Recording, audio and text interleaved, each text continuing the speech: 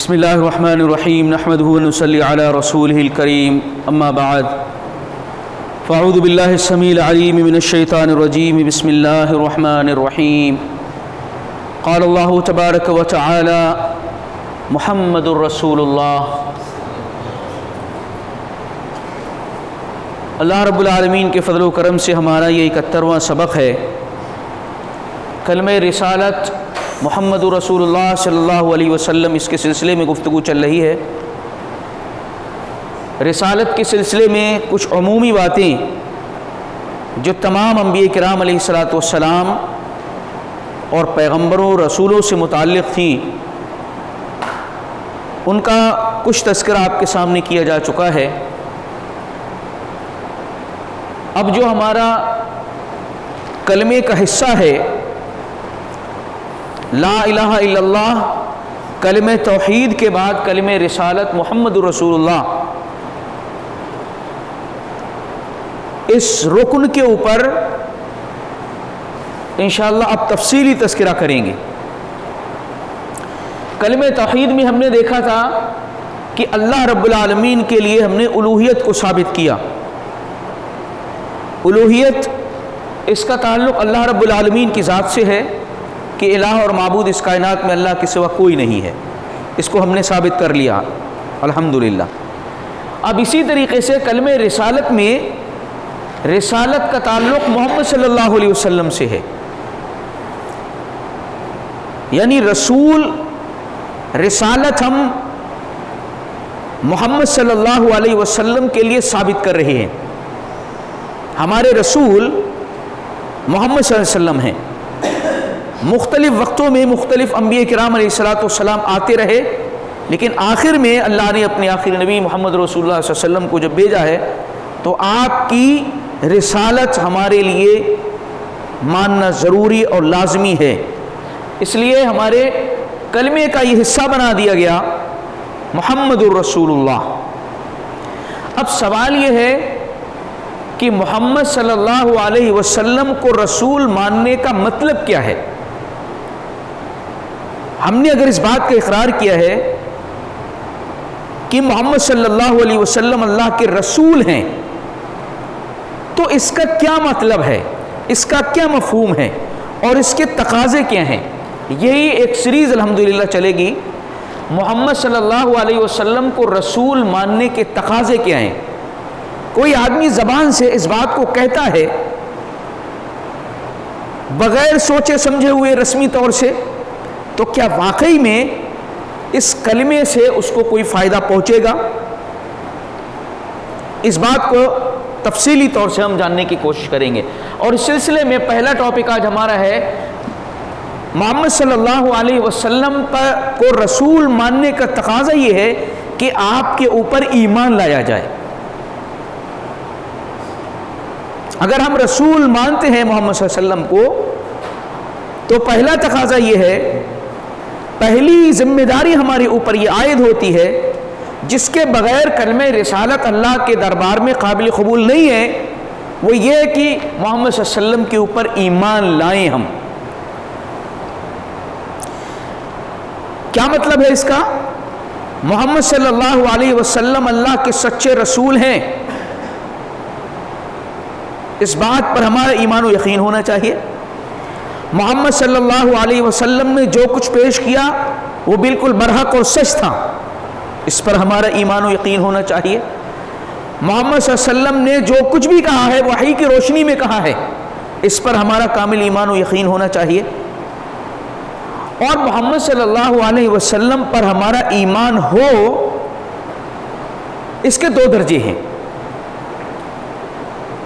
محمد صلی اللہ علیہ وسلم پر ہم ایمان لاتے ہیں تو اس کے دو درجے ہیں۔ پہلا یہ ہے کہ اقرار باللسان، دوسرا تصدیق بالقلب۔ ہمیں محمد صلی اللہ علیہ وسلم کی رسالت کی گواہی دینی پڑے گی زبان سے،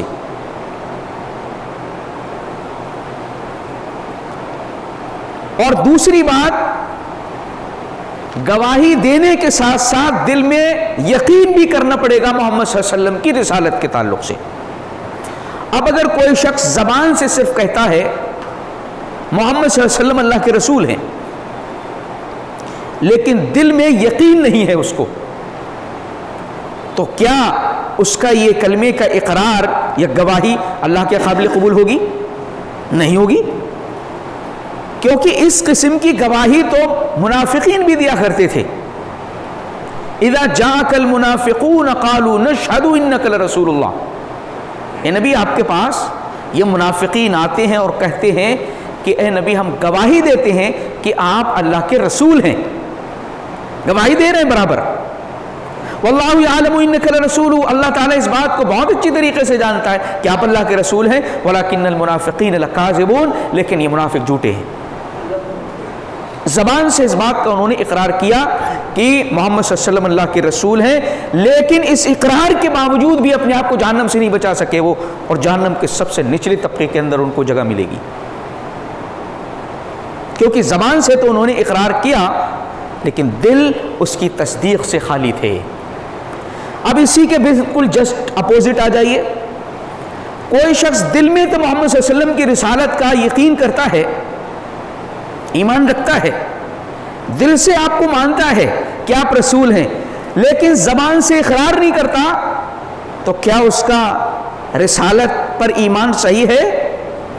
یہ بھی صحیح نہیں ہے، کیونکہ مسلمان ہونے کے لیے گواہی دینا شرط ہے، ضروری ہے۔ آپ یہ دیکھیں، ایمان اور شہادہ دو چیزیں چلتی ہیں رسول کے تعلق سے۔ اسلام کی تعریف میں اسلام کے بنیاد جن 5 چیزوں کے اوپر ہے، ان میں پہلی کیا ہے؟ ان تشہد لا الہ الا اللہ وان تشہد ان محمد رسول اللہ، اس بات کی گواہی دینا کہ اللہ کے سوا کوئی الہ اور معبود نہیں ہے، اور اس بات کی گواہی دینا کہ محمد صلی اللہ علیہ وسلم اللہ کے رسول ہیں۔ تو گواہی آپ کو دینی پڑے گی۔ گواہی اگر کوئی شخص نہیں دیتا تو وہ گویا کہ اسلام کا پہلا جو پلر ہے اس کو غائب کر دیا اس نے، اس لیے بغیر گواہی کے نہیں چل سکتا ہے۔ اس لیے زبان سے گواہی دینا بھی ضروری، اور دل میں آپ کی رسالت کا یقین کرنا بھی ضروری۔ اس کے بغیر اللہ کے نبی صلی اللہ علیہ وسلم پر کو رسول ماننے کا انسان کو فائدہ نہیں ہو سکتا ہے۔ اس لیے کلمے کا علم حاصل کرنا ضروری ہے، کلمے رسالت کا علم بھی آپ کو حاصل کرنا ضروری ہے۔ زبان سے آپ کہہ رہے ہیں، لیکن کیا اس کے واقعی تقاضوں کو جانتے سمجھتے ہیں؟ کیا جانتے ہیں کہ یہ کلمہ آپ کے لیے کب فائدہ دے گا؟ اس لیے کلمہ توحید کو جاننے جس طریقے سے ہم نے جانا ہے، ویسی کلمہ رسالت کو بھی ہمیں جاننا پڑے گا، ورنہ محض اپنی زبان سے اگر ہم اقرار کر لیں اور دل ہمارے خالی ہوں، یا دل سے ہم یقین کریں اور زبان سے اقرار نہ کریں، تو پھر اس کلمے کا ہم کو کلمہ رسالت کا کوئی بھی فائدہ حاصل ہونے والا نہیں ہے۔ اسی طریقے سے جب زبان سے آپ اللہ کے نبی صلی اللہ علیہ وسلم کی رسالت کی گواہی دیں گے، دل میں آپ کے یقین ہوگا، تو آپ کا عمل اس کی تصدیق کرے گا،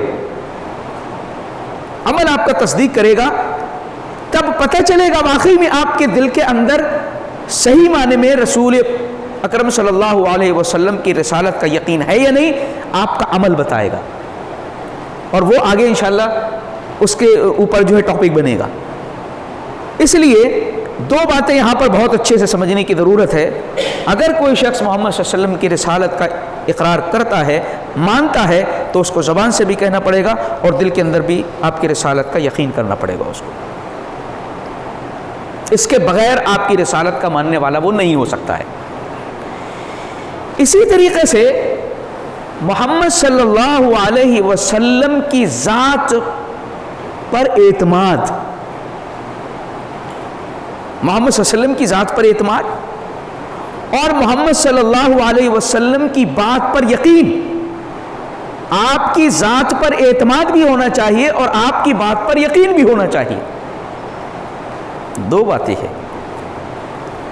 اللہ کے نبی صلی اللہ علیہ وسلم کی ذات کو بھی آپ کو جاننا پڑے گا، اور اسی طریقے سے ایسا نہیں ہے کہ صرف ذات سے عقیدت و محبت ہے لیکن بات سے کوئی سروکار نہیں، کوئی دلچسپی نہیں ہے۔ اگر ایسا ہے تو محمد صلی اللہ علیہ وسلم کی رسالت پر صحیح معنی میں وہ ایمان نہیں رکھتا ہے، آپ کو حقیقی معنوں میں رسول نہیں مانتا، ذات کو مانتا ہے، بات کو نہیں مانتا، آپ کی تعلیمات کو نہیں مانتا، تو ایسا شخص بھی رسالت کے سلسلے میں سچا نہیں ہے محمد صلی اللہ علیہ وسلم کی۔ اللہ کے نبی صلی اللہ علیہ وسلم کی رسالت کے سلسلے میں اس بات پر اعتماد کہ آپ رسول برحق ہیں، اللہ تعالیٰ نے آپ کو اپنے کلام کے لیے منتخب کیا ہے، چنا ہے، کامیابی اور کامرانی کے لیے آپ نے جو راستہ اور طریقہ بتایا ہے اس پر اعتماد و یقین، اللہ کی رضا حاصل کرنے کے لیے آپ نے جو رہنمائی کی ہے اس پر اعتماد و یقین، اور جو کچھ اللہ کے نبی نے تعلیمات پیش کی ہیں اس کے مطابق عمل کرنا، یہ ساری چیزیں لازم و ضروری ہیں اور رسول کو ماننے کے اندر شامل ہے، رسول پر محمد صلی اللہ علیہ وسلم پر ایمان لانے کے اندر شامل ہیں۔ محمد صلی اللہ علیہ وسلم کے اوپر ہم ایمان لاتے ہیں تو آپ کے تعلق سے کئی ایسی چیزیں ہیں، کئی ایسے اوصاف ہیں آپ کے امتیازی جن پر ایمان لانا ہمیں ضروری ہے اگر ہم رسول اکرم صلی اللہ علیہ وسلم پر ایمان لاتے ہیں۔ پہلا یہ کہ ہم اس بات کا یقین کریں، یہ امتیازی خصوصیت ہے آپ کی رسالت کی کہ آپ تمام لوگوں کے لیے رسول بنا کر کے بھیجے گئے، اس بات پر آپ ایمان لے آئیے، تمام لوگوں کے لیے، پوری دنیا کے ہر خطے کے لیے، قیامت تک کے لیے، سارے انسانوں کے لیے۔ کوئی بھی شخص اگر اللہ کے کامیاب ہونا چاہتا ہے تو اس کو محمد صلی اللہ علیہ وسلم کی رسالت پر ایمان و یقین رکھنا پڑے گا۔ اللہ تعالیٰ نے اس بات کا قرآن میں تذکرہ فرمایا، وَمَا أَرْسَلْنَاكَ إِلَّا كَافَّةً لِلنَّاسِ بَشِيرًا وَنَذِيرًا، اے نبی ہم نے آپ کو تمام لوگوں کے لیے رسول بنا کر کے بھیجا ہے۔ اللہ کے نبی پر اگر ہم ایمان رکھتے ہیں تو اس بات پر ہمیں ایمان رکھنا پڑے گا کہ آپ تمام لوگوں کے لیے رسول بنا کے بھیجے گئے۔ قُلْ يَا أَيُّهَا النَّاسِ إِنِّي رَسُولُ اللَّهِ إِلَيْكُمْ جَمِيعًا، اے نبی پاک صلی اللہ علیہ وسلم آپ کہہ دیجئے کہ میں تمام لوگوں کی طرف رسول بنا کر کے بھیجا گیا ہوں۔ آپ کو رسول مانتے ہیں تو آپ کے تعلق سے اس بات پر بھی ہمیں ایمان و یقین رکھنا پڑے گا کہ محمد صلی اللہ علیہ وسلم تمام لوگوں کے لیے رسول بنا کر کے بھیجے گئے ہیں۔ اللہ کے نبی صلی اللہ علیہ وسلم نے ارشاد فرمایا،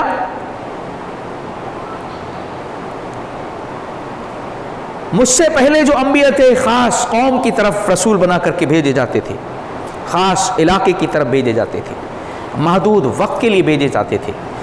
وَبُعِثْتُ إِلَى النَّاسِ كَافَّةً عَامَّةً، لیکن مجھے تمام لوگوں کے لیے رسول بنا کر کے بھیجا گیا ہے۔ یہ آپ کا امتیازی خاصہ ہے، اس لیے اللہ کے نبی صلی اللہ علیہ وسلم پر ایمان اگر ہم رکھتے ہیں تو اس بات پر ہمیں ایمان رکھنا پڑے گا۔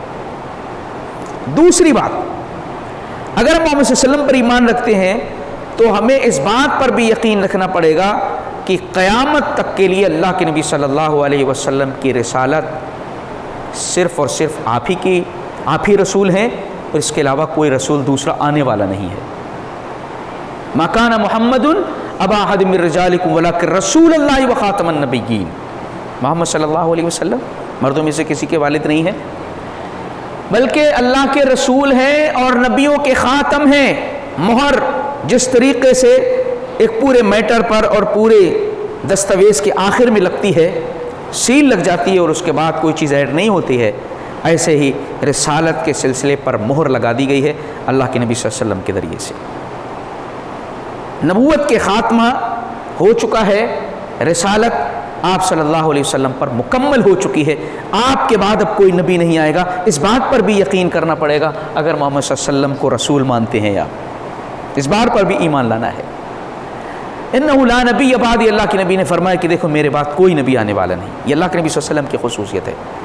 اسی طریقے سے جو دین آپ کو دے کر کے بھیجا گیا وہ کامل و مکمل ہے ہر اعتبار سے، اس میں کسی بھی قسم کا کوئی نقص نہیں ہے اور کسی بھی قسم کی کوئی حاجت و ضرورت نہیں ہے، نہ تو کسی اضافے کی نہ کسی کمی کی۔ اللہ تعالیٰ ارشاد فرماتا ہے الیوم اکملت لکم دینکم واتممت علیکم نعمتی ورضیت لکم الاسلام دینا، کہ اللہ تعالیٰ نے دین کو مکمل کیا اللہ کے نبی کے اوپر اسلام کو اور اس دین کو پسند فرما لیا ہے۔ لہٰذا اگر کوئی شخص جنت چاہتا ہے تو اللہ کے نبی صلی اللہ علیہ وسلم پر جو دین مکمل ہوا ہے اس کی پیروی اس کو کرنا اور پھر اس بات پر یقین کرنا۔ کچھ لوگ ایسا ہے نا، زبان سے تو کلمہ پڑھ رہے ہیں لیکن آپ کی لائی ہوئی شریعت کو کافی نہیں سمجھ رہے، ان کو ادھر سے بھی ادھر سے بھی چاہیے اور اس میں بھی ان کو خیر دکھتا ہے، تو ایسا شخص محمد صلی اللہ علیہ وسلم کی رسالت پر صحیح معنی میں یقین کرنے والا نہیں ہے، ایمان لانے والا نہیں ہے آپ پر۔ اسی طریقے سے قرآن مقدس جو اللہ کے نبی صلی اللہ علیہ وسلم کو دیا گیا، اللہ تعالیٰ نے اس کی حفاظت فرمائی ہے، اس بات پر بھی یقین کامل ہونا چاہیے۔ اسی طریقے سے خصوصیات اللہ کے نبی صلی اللہ علیہ وسلم کی کچھ ہیں، آپ کے اوپر ایمان لانے میں یہ شامل ہے کہ جو خصوصیتیں اللہ تعالیٰ نے آپ کو عطا کی ہیں، چاہے وہ شخصی خصوصیتیں ہوں یا شرعی خصوصیتیں ہوں، ان سب کو ہمیں ماننا ضروری ہے۔ شخصی اور ذاتی خصوصیتیں آپ کی کیا تھیں جو خاص طور سے آپ کو عطا کی گئی تھیں؟ ویسے تو اللہ کے نبی صلی اللہ علیہ وسلم اولاد آدم ہیں، جن سے بشر ہیں، لیکن آپ کو ذاتی طور پر کچھ خصوصیتیں اللہ نے عطا کی، ان خصوصیتوں پر بھی ایمان آپ کی رسالت پر ایمان میں داخل ہے۔ اگر نہیں مانتے ان خصوصیتوں کو، رسالت پر ایمان مکمل نہیں ہے۔ جیسے اللہ کے نبی صلی اللہ علیہ وسلم کو مہر نبوت عطا کی گئی۔ مہر نبوت کیا تھی؟ بائیں کندھے کے برابر میں ایک گوشت، کبوتر کے انڈے کے برابر گوشت ابھرا ہوا تھا، اس کو مہر نبوت کہا جاتا ہے۔ اللہ کے نبی صلی اللہ علیہ وسلم کو یہ عطا کیا گیا، اور آپ نماز کے اندر پیچھے کا دیکھ لیتے تھے، پیچھے کا دیکھتے تھے آپ نماز کے اندر۔ آپ صلی اللہ علیہ وسلم نے فرمایا اپنی صفوں کو درست کر لو، صحیح کر لو، کیونکہ میں پیچھے بھی دیکھتا ہوں، تم کو اس لیے نماز صفوں کے اندر خلل نہ ہو۔ تو مہر نبوت کے ذریعے سے آپ دیکھا کرتے تھے۔ تو یہ اللہ کے نبی صلی اللہ علیہ وسلم کی ذاتی خصوصیت ہے۔ اسی طریقے سے آپ صلی اللہ علیہ وسلم کی ذاتی خصوصیت تھی کہ پسینہ آپ کا خوشبودار ہوتا تھا،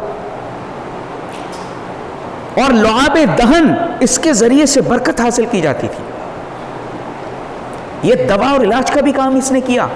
حضرت علی رضی اللہ تعالیٰ عنہ غزوہ خیبر کے موقع پر آپ نے فرمایا کہ کل میں ایک ایسے شخص کو جو ہے جھنڈا دوں گا جس کے ہاتھ پر اللہ تعالیٰ فتح نصیب فرمائے گا۔ حضرت علی رضی اللہ، ہر شخص جو ہے رات بھر اس بات کا منتظر تھا اللہ کے نبی کس کا نام لے، ہو سکتا ہے میرا لیں گے۔ بڑے بڑے صحابہ اس بات کی امید میں لگے ہوئے ہیں کہ کس کا اللہ کے نبی نام بتائیں۔ صبح ہوئی، آپ نے طلب کی حضرت علی رضی اللہ عنہ کو، علی کہاں ہیں؟ کہا اللہ کے نبی ان کی آنکھوں پر جو ہے آنکھیں آ گئی ہیں، دکھ آئی ہیں۔ تو آپ نے فرمایا کہ بلاؤ ان کو۔ آپ نے لعاب دہن لگایا، صحیح ہو گیا۔ یہ آپ کی خصوصیت ہے، ہر آدمی ایسا کر کے لگا کر کے صحیح نہیں کر پائے گا، یہ آپ کی خصوصیت ہے ذاتی۔ آپ پیچھے سے دیکھ رہے ہیں، پیچھے کو دیکھ رہے ہیں نماز کی حالت میں، آپ کی خصوصیت ہے۔ لعاب دہن و پسینہ صحابیات شیشیوں میں جمع کر کے رکھ لیتی تھی خوشبو کے طور پر۔ اللہ کے نبی صلی اللہ علیہ وسلم کی رسالت پر یقین کرتے ہوئے اس بات پر بھی آپ کو یقین کرنا پڑے گا۔ ان چیزوں پر اگر یقین نہیں کرتے ہیں تو اللہ کے رسول پر صحیح معنی میں آپ کی رسالت پر یقین نہیں ہے آپ کو۔ اسی طریقے سے کچھ شرعی خصوصیات بھی اللہ تعالیٰ نے آپ کو عطا کی، شرعی خصوصیات بھی تھیں جس میں آپ منفرد ہیں دوسروں کے مقابل میں۔ جیسے اللہ کے نبی صلی اللہ علیہ وسلم کی وراثت جو ہے تقسیم نہیں ہوتی، لا نورث دینارا ولا درہما نحن معاشر الانبیاء۔ اللہ کے نبی نے فرمایا کہ ہم انبیاء کی جماعت درہم و دینار کو وراثت میں نہیں چھوڑتے، بلکہ علم کو وراثت میں چھوڑتے ہیں، علم نبوت، علم شریعت، علم دین، اس کو وراثت میں چھوڑ کر کے جاتے ہیں۔ باقی دوسرے لوگوں کا ترکہ جو ہے تقسیم کیا جاتا ہے رشتہ داروں میں، وارثین کے اندر۔ اللہ کے نبی صلی اللہ علیہ وسلم کے لیے شرعی خصوصیت یہ کہ آپ نہیں ایسا کرتے تھے۔ اسی طریقے سے شرعی خصوصیت میں آپ کی ایک یہ چیز بھی تھی کہ صوم وصال آپ رکھا کرتے تھے۔ ہمارے لیے، آپ کے لیے، امت کے لیے اجازت نہیں ہے صوم وصال کی، یعنی پیدر پہ روزہ رکھنے کا۔ اللہ کے نبی صلی اللہ علیہ وسلم کو خصوصی پروٹوکول ملا ہوا تھا اس بات پر بھی ہمیں یقین رکھنا. یہ نہیں کہنا کہ بھائی اللہ کے نبی نے ایسا کہا کہ بھائی تم لوگ نہ رکھو اور خود رکھتے تھے، تو اس میں شک کرنے لگے آدمی، جرح کرنے لگے، اس پر یقین نہ کرے، رسالت کو ماننے والا نہیں. صوم وصال اللہ کے نبی صلی اللہ علیہ وسلم سے جب کہا گیا تو کہا کہ مجھے تو میرا رب کھلاتا ہے اور پلاتا ہے، یہ آپ کی خصوصیت ہے. اسی طریقے سے اللہ کے نبی صلی اللہ علیہ وسلم اور آپ کے اہل بیت کے لیے صدقہ نہیں حلال تھا، جائز تھا. باقی اگر کوئی مجبور ہوتا ہے، پریشان ہوتا ہے، صدقہ کھا سکتا ہے کوئی بھی، لیکن اللہ کے نبی صلی اللہ علیہ وسلم کے کسی بھی گھر والے یا آپ صلی اللہ علیہ وسلم کے لیے یہ درست نہیں تھا. اس بات پر بھی یقین و ایمان رکھنا ہے. آپ کی رسالت پر یقین اور ایمان کے اندر یہ چیز بھی شامل ہے.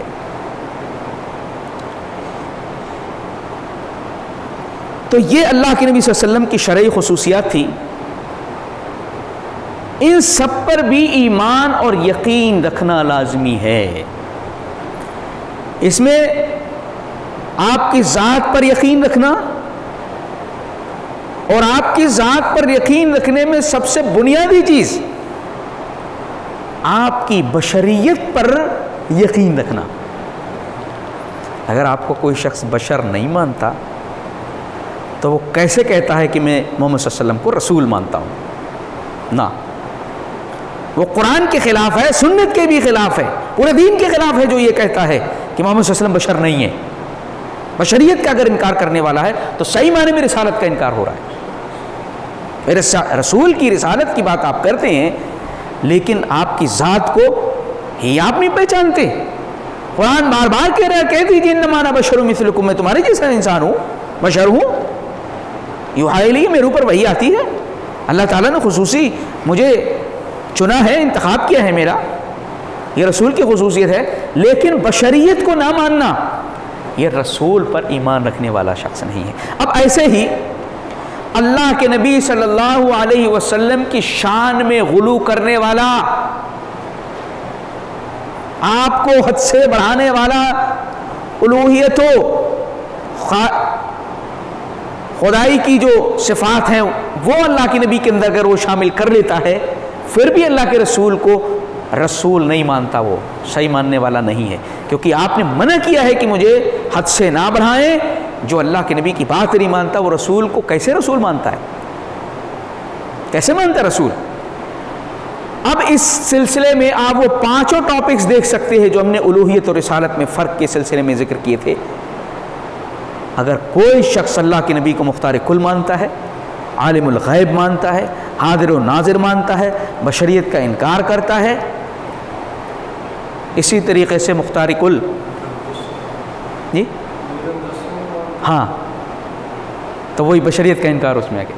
تو یہ سارے ٹاپکس اگر غلو کی حد تک وہ جا رہا ہے تو رسالت پر اس کا ایمان صحیح نہیں ہے. محمد صلی اللہ علیہ وسلم کی رسالت پر ایمان صحیح نہیں ہے، کیونکہ یہ آپ کی تعلیمات کے بالکل خلاف ہیں. یہ چیزیں جس تعلیم کو دے کر کے اللہ کے نبی صلی اللہ علیہ وسلم بھیجے گئے ہیں. اس لیے محمد الرسول اللہ اگر ہم کہتے ہیں تو ہم کو اس بات کا علم ہونا چاہیے کہ محمد صلی اللہ علیہ وسلم کو رسول جب ہم مان رہے ہیں تو اس کے تقاضے کیا ہیں. ان تقاضوں میں سے پہلا تقاضا محمد صلی اللہ علیہ وسلم پر ایمان لانا، اور پھر آپ کی ذات پر، تعلیمات پر ایمان لانا، جس کی مثالیں آپ کے سامنے رکھی گئی ہیں.